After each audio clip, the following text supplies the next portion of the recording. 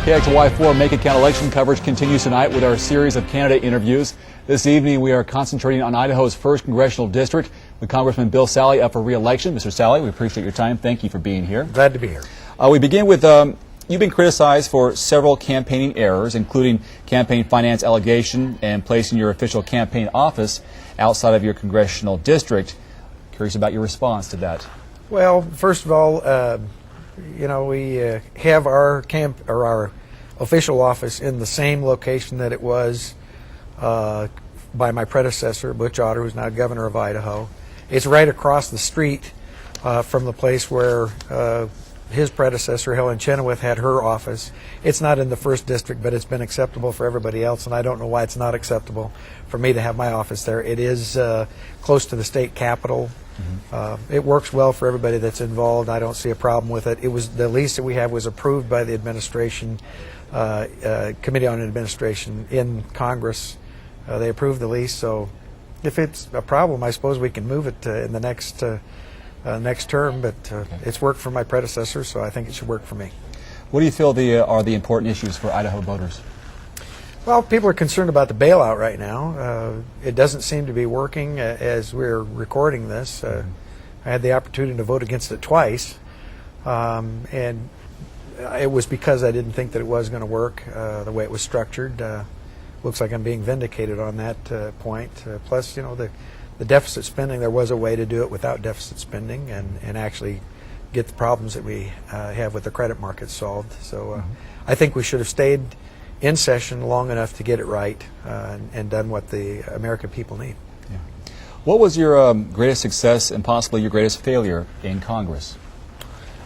Boy, greatest success. We've had a number of what are pretty good successes. First of all, you have to recognize as a guy who's in the minority and a freshman, there are only going to be so many opportunities, but we had a number of amendments that were offered to bills.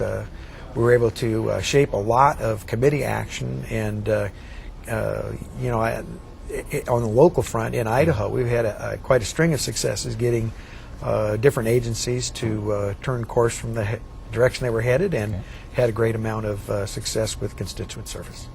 Any failures you can think of or want to mention? I wish we'd have gotten more done, but you run out of ticks of the clock. We did have a very successful term, though. Okay. Walt Minnick, your opponent, says that you have lied about his record, including guns, offshore oil drilling. He's also hit you on the campaign ads pretty hard. Is there anything you actually like about Mr. Minnick that you want to say? Well, Walt Minnick has a D+ rating with the NRA. I think that says an awful lot about his view on guns. He wants to tell people that he supports drilling, but he was on the governing council of the Wilderness Society and actually sued to stop in 11 different states in this country, 24.5 billion barrels of oil that was at stake there. I think that what we've said, everything's documented, it's all fair. There's a website, The Truth About Walt. Anybody has any questions, you can go there and look at it for yourself. All right. Well, we're going to ask you a series of short yes or no questions. All right. We've asked these of all other candidates, including your opponent, Walt Minnick. Number one, will you go so far as to cut funding to bring an end to the war? No. Should defense spending be reduced, in your opinion? Not right now. Okay. Will you commit tonight to never vote to raise taxes?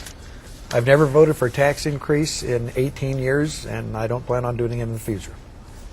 Do you support a universal health care system?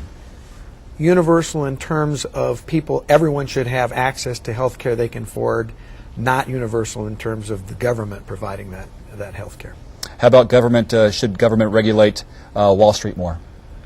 There is room for more regulation of Wall Street, not in terms of a greater amount, but in terms of the right type of regulation. The bailout is a result of a failure of federal regulation. Otherwise, we wouldn't be here. Yeah. What about global warming? Is it man-made? There is a difference of opinion among scientists. I'm not a scientist, but if they can't agree, I'm not sure what I think. There are definitely carbon emissions that are man-made, but the single biggest contributor to carbon emissions is forest fires every year. and we need to be doing more about forest health. Next- Take care of that problem. Next question, would you vote to legalize gay marriage in all 50 states? No.